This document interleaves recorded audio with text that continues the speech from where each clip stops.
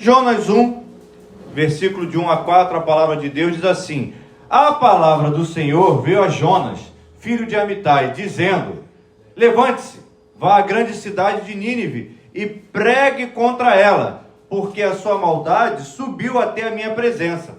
Jonas se levantou, mas para fugir da presença do Senhor, para Tarsis. Desceu a Jope e encontrou um navio que ia para Tarsis. Pagou a passagem e embarcou no navio para ir com eles para Tarsis, para longe da presença do Senhor. Mas o Senhor lançou sobre o mar um forte vento e levantou-se uma tempestade tão violenta que parecia que o navio estava a ponto de se despedaçar. Amém? Feche seus olhos, curva sua cabeça. Pai querido, Deus amado, nós te louvamos, te agradecemos, Pai. Queremos apresentar diante de Ti, desde já, a vida de Adélia, que precisa de cura, Pai. Precisa de restauração. E Deus, em nome de Jesus Cristo, Pai, ser conosco nessa noite aqui nesse lugar, Pai. Sonda os nossos corações, derrama da Tua graça, da Tua misericórdia. Visita cada família aqui representada em nome de Jesus Cristo. Desde já, nós repreendemos todo ladrão da palavra e declaramos, Senhor, que só o Senhor é rei nesse lugar. Tudo isso nós fazemos em nome de Jesus, e você que crê, diga amém. Entenda e veja só, e olhe para cá um instante, como esse capítulo 1 de Jonas, ele é curioso, e como ele revela uma série de coisas para mim e para você que estão reservadas para aqueles que meditam na palavra do Senhor. Esse capítulo 1 de Jonas retrata o relacionamento de Jonas diretamente com Deus no seu primeiro verso. E aí eu quero te convidar novamente a deixar sua Bíblia aí aberta, porque nós vamos navegar, não como Jonas, por mar bravio, mas nós vamos navegar por esse capítulo 1 aqui do livro de Jonas, porque no versículo de número 1, a palavra de Deus já vem de maneira simples e direta para Jonas. Vem falando para Jonas assim: Jonas, se levante e vá pregar contra Nínive. E ponto. Entenda que quando nós lemos outros livros da Bíblia, como Daniel, Apocalipse, nós vemos ali que existem homens também que tiveram a palavra de Deus sendo ministrada aos seus corações.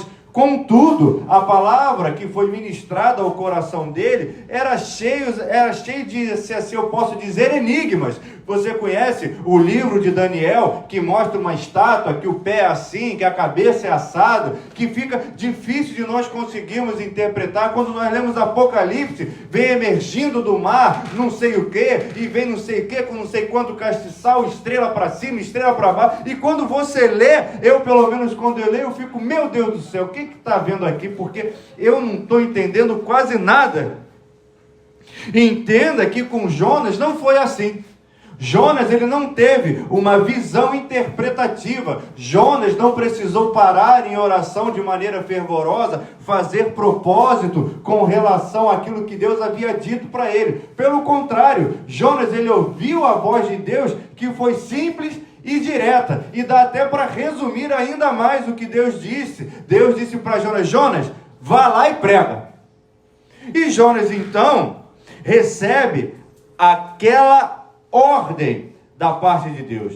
Deus diz algo que vai diretamente para o coração de Jonas: levanta e prega contra Nínive. Por quê, Senhor? Porque aquilo que Nínive está fazendo é mal e chegou ao meu conhecimento, disse Deus.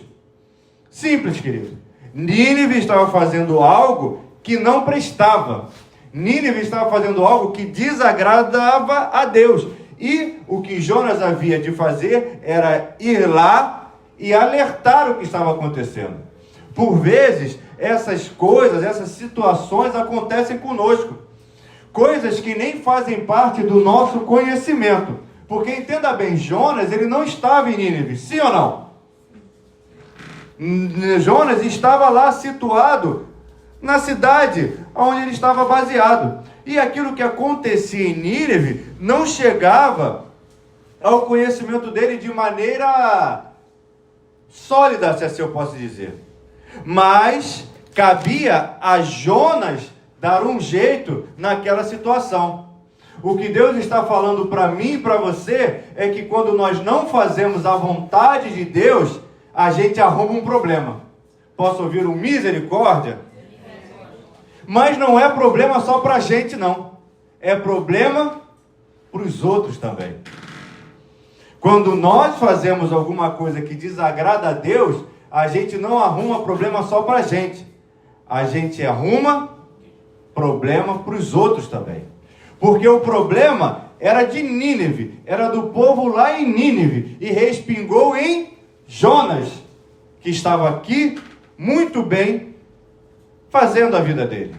Deus estava sendo contrariado em Nínive.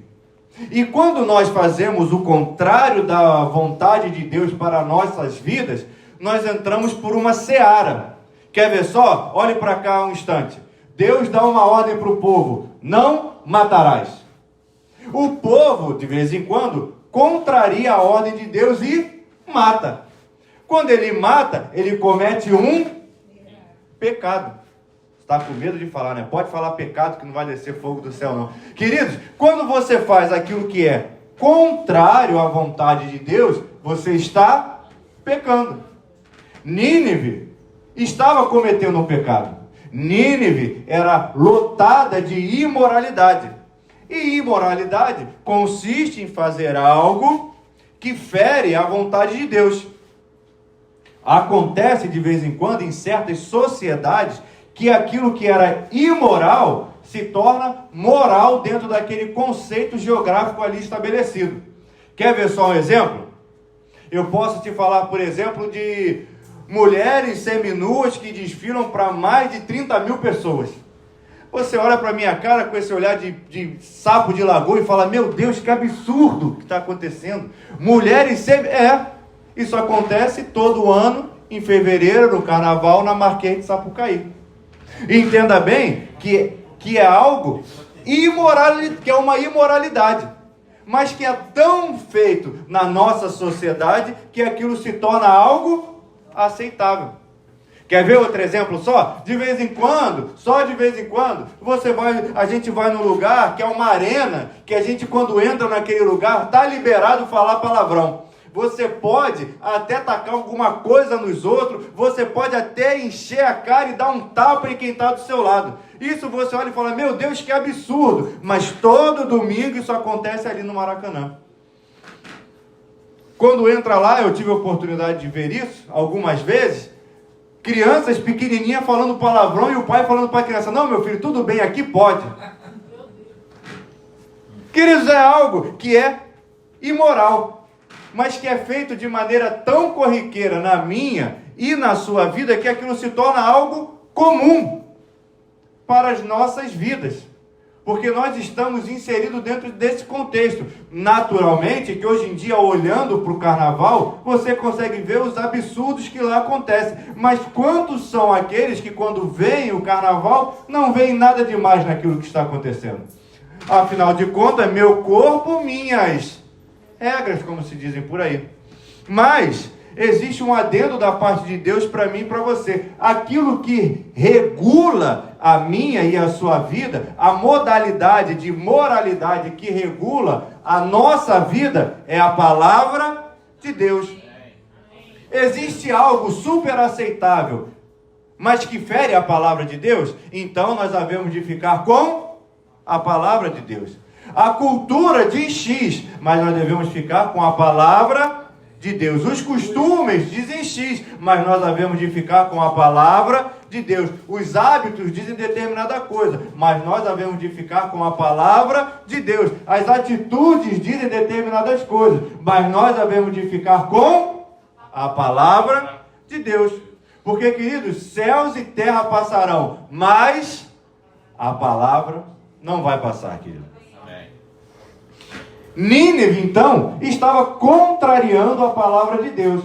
E aquilo na vida deles era tão normal que eles já não viam problema naquilo que estava acontecendo.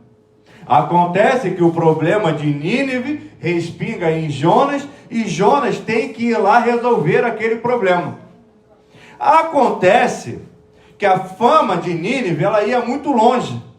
A fama daquilo que era feito lá se espalhava pela sociedade que ali estava estabelecida. Jonas não poderia saber de maneira precisa o que estava acontecendo em Nínive, mas ele sabia da fama daquele lugar. Ele sabia que algo que tinha lá não estava legal. Sem contar que, historicamente, o povo de Nínive era um povo que perseguia o povo do profeta Jonas.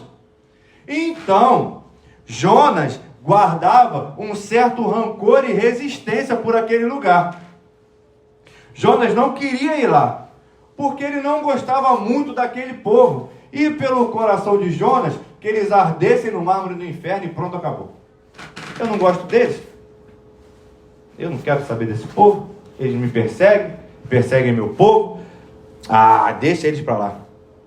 Acontece que veio uma ordem de Deus para Jonas. E você conhece essa ordem, você conhece a história. Jonas, então, recebe aquela ordem e resolve tomar um caminho que não foi da ordem que foi dada para ele. Jonas recebe uma ordem e Jonas contraria a essa ordem.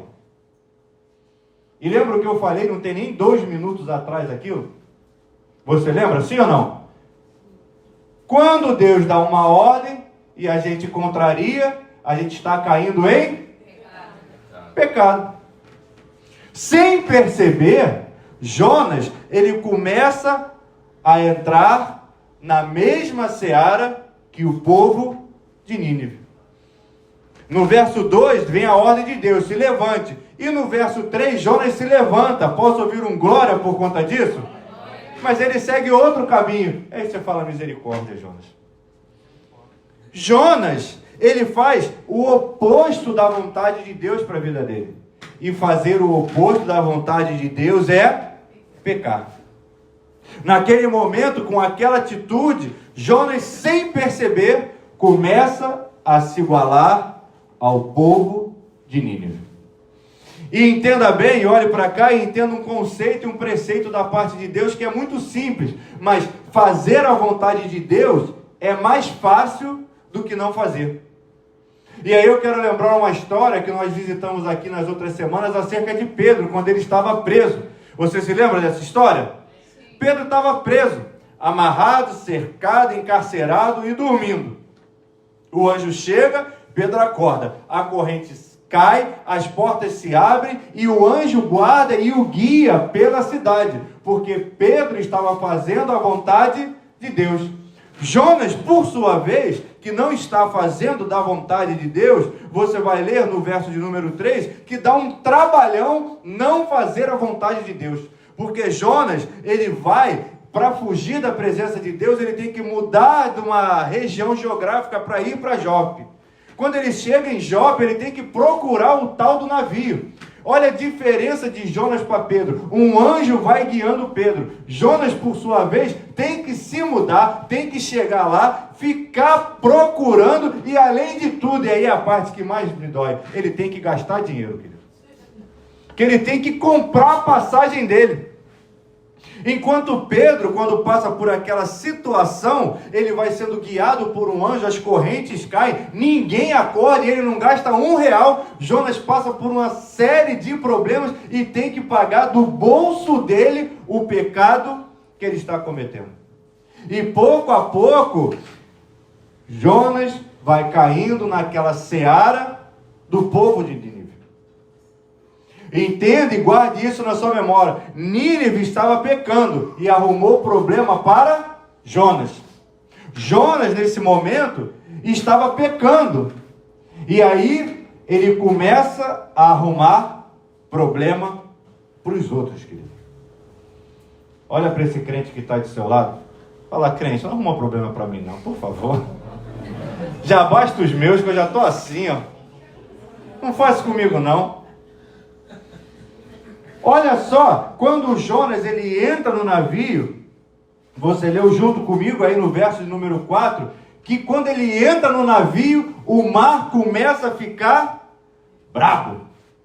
Um vento começa a ficar forte. e do céu começa a cair uma tempestade, mas era uma tempestade tão violenta que parecia que o navio ia se partir. Ah, meu Deus do céu!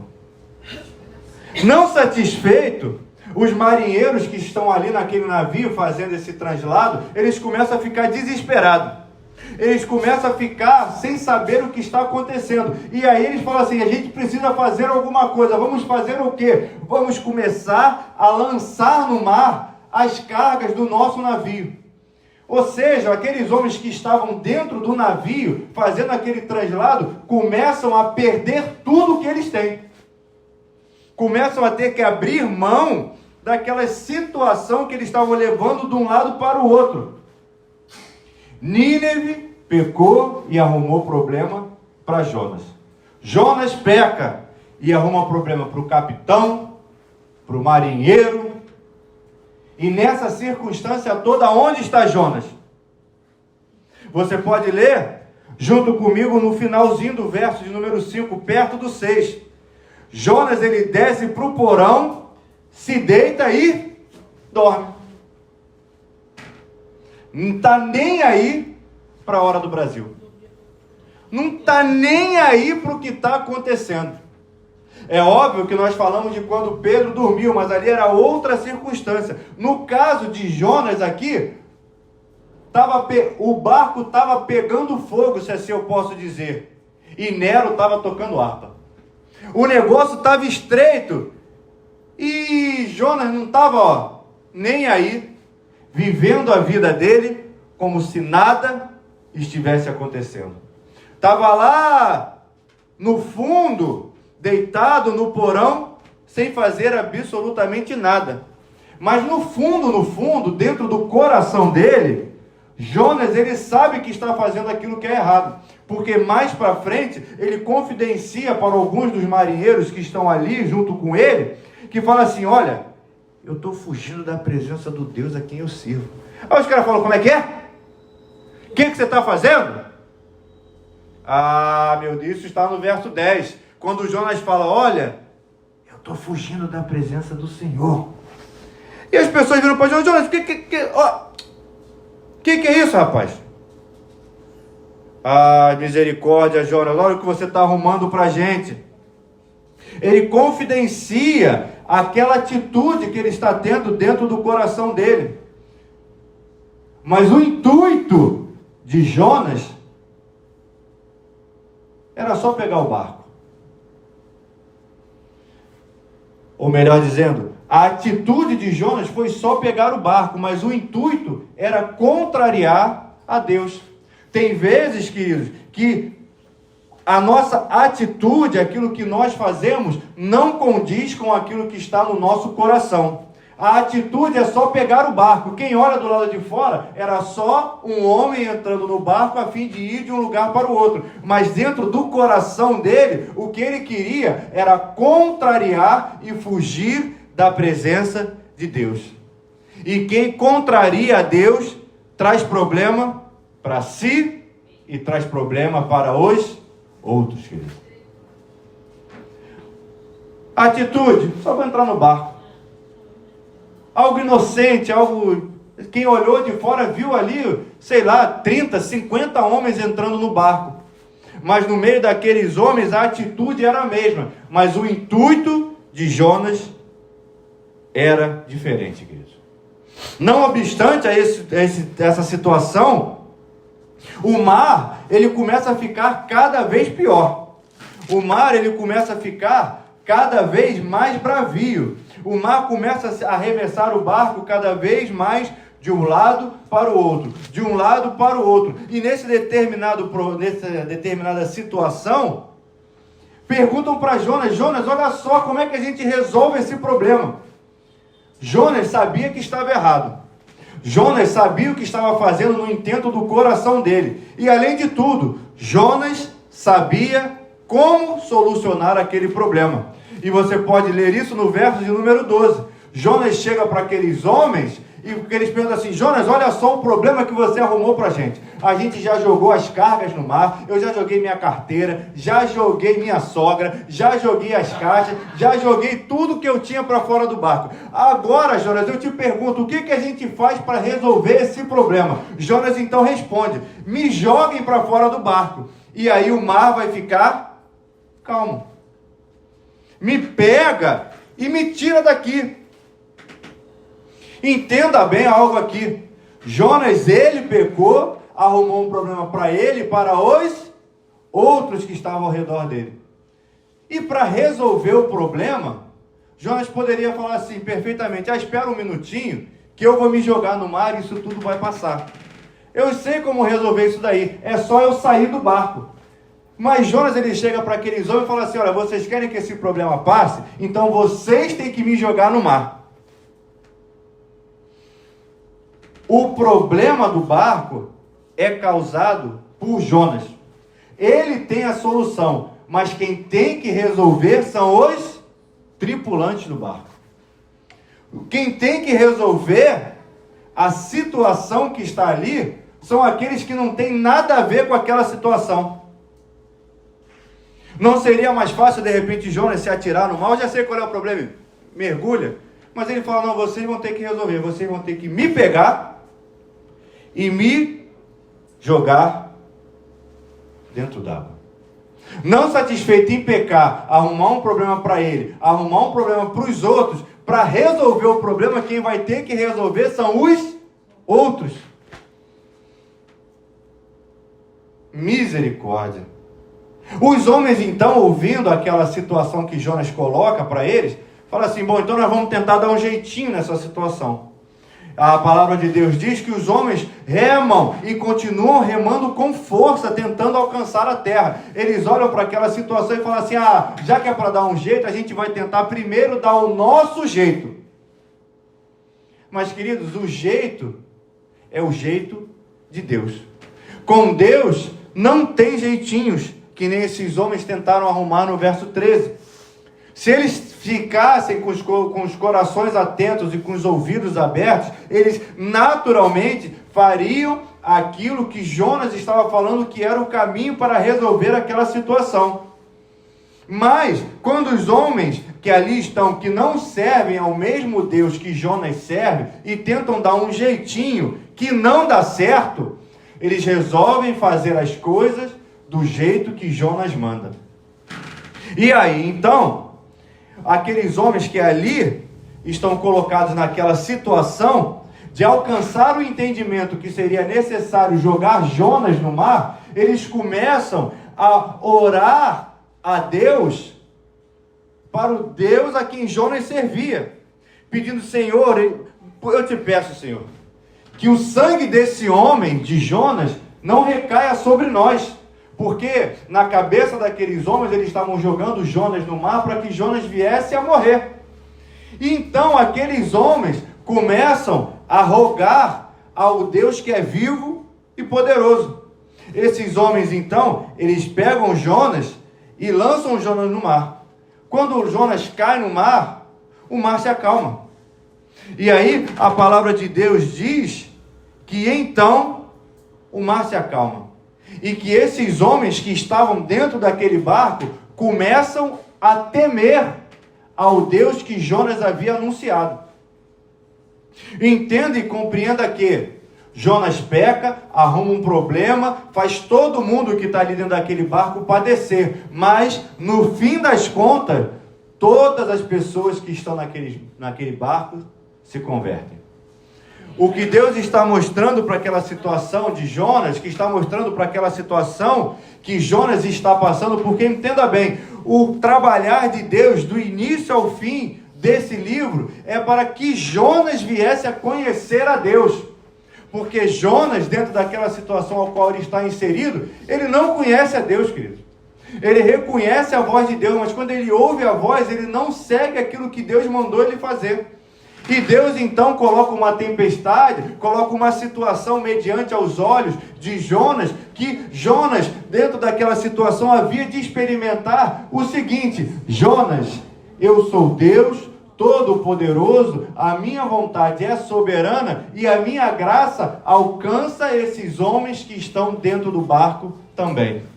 Por mais que tenha luta, por mais que tenha tempestade, porque cada um ali tentou buscar o seu Deus a fim de que a tempestade se acalmasse. Mas a tempestade só se acalmou quando eles recorreram e seguiram ao mandamento do Deus a quem eu e você servimos, querido. Dentro de toda aquela celeuma que estava acontecendo ali, existia um intento da parte de Deus, que era trabalhar na vida daqueles homens que estavam dentro do barco, que era converter aqueles homens ao Deus Todo-Poderoso, que era, em teoria, mas não na prática, o Deus de Jonas.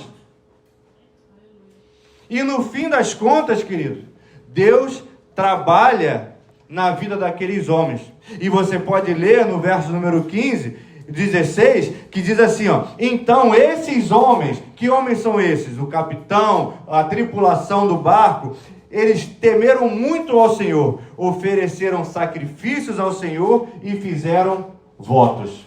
A palavra de Deus diz que aqueles homens que ali estão estabelecidos, eles foram trabalhados através de toda aquela situação e através daquilo que Jonas fez de errado, para que eles pudessem se converter. O que Deus está falando para mim e para você é que quando tudo parece que está para dar errado, Deus entra com a sua providência, com a sua provisão, entra com a sua graça, com a sua misericórdia e converte aqueles que estão estabelecidos dentro daquela situação, porque Deus queria trabalhar na vida daqueles homens que estavam no barco. Porque só um homem naquele barco servia a Deus, que era Jonas, e que estava em pecado. Todos os outros que estavam dentro do barco, ninguém servia a Deus, porque quando o barco começa a se agitar, cada um começa a recorrer ao Deus a que serve. E então, quando eles veem que nada dá jeito, eles olham para Jonas e falam: rapaz, o que você aprontou? Aí Jonas fala, Jonas praticamente diz assim, ó: pequei contra o Deus a quem eu sirvo, e agora vocês vão ter que dar um jeito nisso aí. O que Deus está falando para você é que de repente você não fez nada, mas quem vai ter que dar jeito na situação é você, querido. E qual é o intuito disso? Conhecer a Deus de maneira mais profunda, conhecer a Deus da maneira que Ele verdadeiramente é, porque aqueles homens, eles achavam que a solução estava em abrir mão das riquezas dele, tanto que eles jogam as riquezas no mar. Aqueles homens achavam que estava o caminho da redenção, era buscar a deuses que não tinham solução para aquela situação, enquanto que na verdade o caminho era buscar ao Deus Todo-Poderoso. E aqueles homens se convencem disso. E então eles se convertem. Jonas, então, é jogado ao mar. E aí, então, um grande peixe vem e engole Jonas. E aí, sim, começa o trabalhar de Deus na vida do profeta. Mas, isso fica para a próxima semana. Essa semana, o trabalhar de Deus fica na vida daqueles que não servem a Deus ainda. Porque, queridos, se você puder sair com algo gravado no seu coração daqui hoje, saia com isso gravado. Quem peca, quem não segue a voz de Deus, arruma problema para si e para os outros, queridos. De vez em quando as pessoas olham: mas o pecado que eu cometo, eu só estou fazendo mal a mim. Você já deve ter ouvido isso dos lábios de alguém, quando alguém disse assim: mas isso aí que eu faço, eu só estou fazendo mal para a minha pessoa. Ninguém está sofrendo junto comigo. Balela, querido. Independente daquilo que a pessoa esteja fazendo, sempre alguém sofre junto com ela. Aquela pessoa que fica depressiva dentro de casa: só estou fazendo mal para mim. Existem pessoas que estão sofrendo junto com elas. Pessoas que estão viciadas em drogas, que acham que só estão fazendo mal para ela. Pessoas estão sofrendo junto com ela naquela situação. Pessoas viciadas em jogos, ela não está fazendo mal só para ela. Ela está carregando pessoas que estão ao redor dela. Ou seja, querido, quem peca, peca contra o céu, peca contra si e peca contra aquele que está ao seu redor também.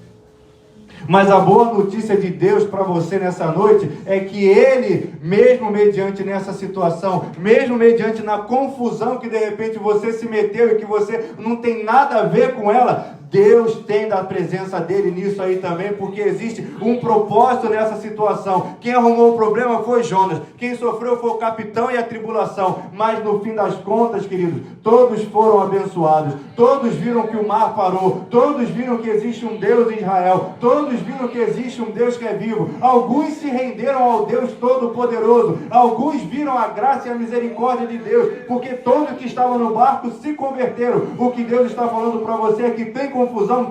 Tem mar se agitando? Tem. Parece que o mar se despedaça? Parece, mas o barco não se despedaça, o barco continua inteiro. Posso ouvir um glória da sua parte? Parece que o mar vai afundar, mas o mar não afunda não. Posso ouvir um aleluia da sua parte? Parece que todos vão morrer, mas ninguém no barco morre não. Posso ouvir um glória da sua parte? E além de tudo, no fim da história tem salvação para aqueles que estão perdidos, tem salvação para aqueles que estão dentro do barco e não sabem o que vai acontecer, tem salvação para aqueles que estavam aterrorizados, porque eles conheceram o verdadeiro Deus Todo-Poderoso. Então, queridos, aproveita que a tua mão está erguida aí, bate na palma da mão do seu irmão e fala: olha, no fim das contas, tem salvação nessa história, em nome de Jesus. E dê uma salva de palmas ao Senhor, pois Ele é digno de toda adoração, queridos. Mas e Jonas nessa história? Jonas é lançado ao mar. Jonas é lançado ali porque o mar estava bravio, né? E lançaram o homem dentro do mar. E aí? Como é que fica esse homem aí? E aí? Como é que fica a situação daquele sujeito? Porque os homens do barco, quando jogam, fala: meu Deus do céu, que esse sangue inocente não caia sobre as nossas vidas, mas a gente está fazendo o que tem que ser feito. E aí o trabalho de Deus começa na vida de Jonas. O trabalho de Deus começa a ter um particular na vida daquele homem que ali está estabelecido, queridos. Mas isso aí a gente deixa para a próxima semana, queridos. Hoje nós estamos aqui na presença do nosso Deus porque existem situações que chegaram até a sua vida nesse dia, que você falou assim: o que eu tenho a ver com esse problema lá em Nínive? Igual Jonas. De repente você olhou para um problema que apareceu na sua vida e falou: eu não quero ir lá resolver isso. Mas Deus te deu uma ordem: vai resolver esse negócio aí. E você pensou: mas o que eu estou fazendo nessa barca se eu não vou para Niterói, Senhor? Eu não moro em Nínive, eu não gosto daquele povo, eu não quero saber daquele povo, eu quero mais que aquele povo se exploda para lá. E Deus falou: vai tomar conta daquele povo. Eu não sei qual foi o problema que se apresentou na sua vida durante esses últimos dias, que você perguntou: isso não é problema meu, Senhor. E Deus falou para você assim: é sim. E você falou: não é. E Deus falou: é. E você falou: não é. E Deus falou: é. E aí a notícia que eu te trago é: quando Deus diz que é e você diz que não é, vale o que Deus está falando. Posso ouvir um amém por conta disso? Quem é que esses dias aqui chegou na casa de Deus e fala assim: olha, tem um problema acontecendo lá na minha família que em teoria não tem nada a ver comigo, mas acabou que respingou em mim. Tem uma situação lá no meu trabalho que está acontecendo, é lá no setor, sei lá no setor financeiro, mas acabou que respingou em mim. Eu não tenho nada a ver com Nínive, com aquilo que Nínive fez. E agora eu vou ter que dar jeito nessa situação? Fazia anos que eu não via esse meu tio, agora meu tio aparece com esse problema que eu vou ter que resolver. Eu quero te convidar a se colocar de pé, você que tem um problema aí que você falou: esse problema não é meu. E Deus falou para você assim: é sim. Ah, Deus, esse problema não é meu não, Senhor. É lá de Nínive, meu Pai das luzes. É lá, olha lá, eu não sei nem onde está Nínive, eu não sei nem no mapa onde está, onde é que está esse negócio de Nínive, e eu vou ter que resolver isso? Pois é, crente. Aperta a mão desse crente aí e fala: crente, você vai dar teu jeito, que Deus vai dar o jeito dele.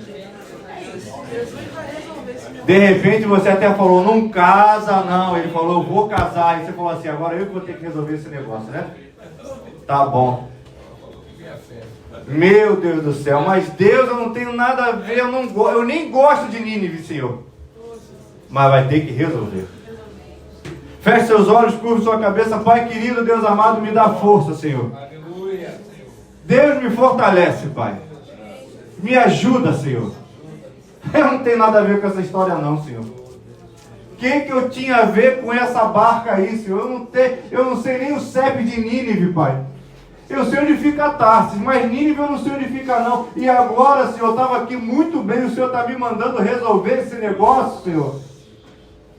Crente, tem horas que isso acontece na vida do crente. Tem horas que a gente tem que resolver o problema que a gente não pediu.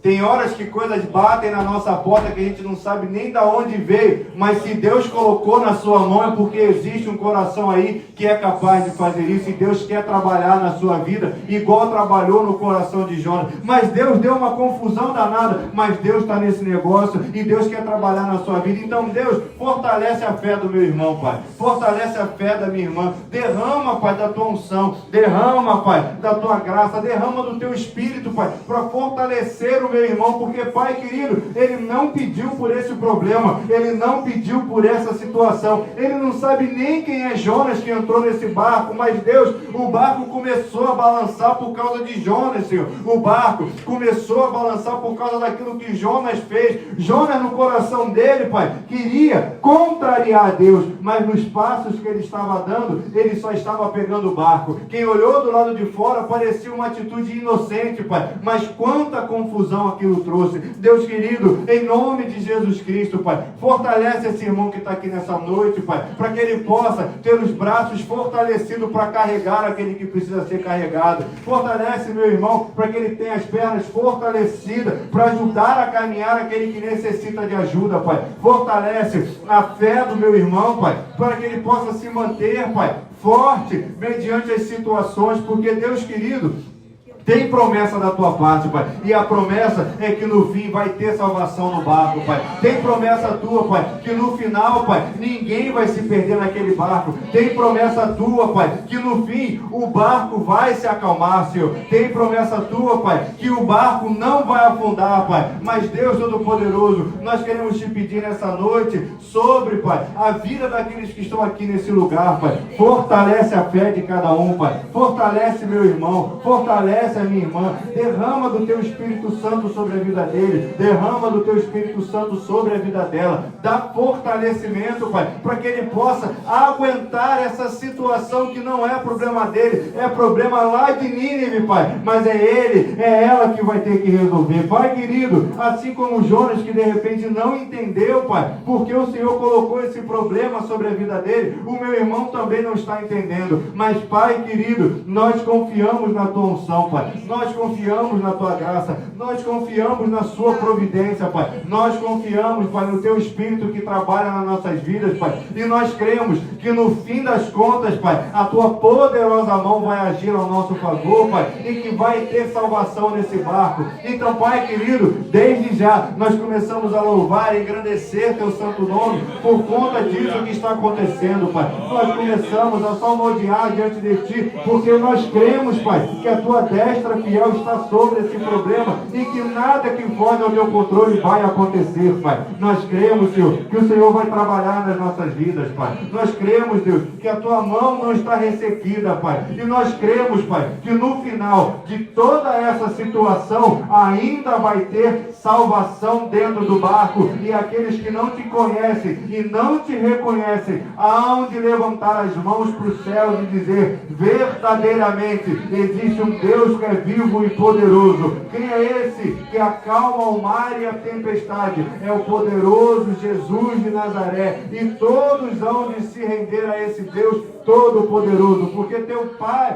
meu Pai Todo-Poderoso, o teu trabalhar é no barco, Pai. O teu trabalhar é na vida da tribulação, Pai. E o teu trabalhar é na vida do capitão do barco, é na vida do marinheiro, é na vida daqueles que estavam dentro do barco e que também não tinham nada a ver com o problema de Jonas, Senhor. Mas no fim das contas, Pai, toda a tribulação foi salva. Então, Pai querido, em nome de Jesus Cristo, sustenta o meu irmão, sustenta a minha irmã, porque, Pai, por vezes nós não temos nada a ver com o problema e o problema chega até nós, mas é porque, Deus, há um propósito e o propósito é a salvação daqueles que nos cercam. Eu te louvo e te agradeço em nome de Jesus, e você que crê, dê uma salva de palmas ao Senhor em nome de Jesus.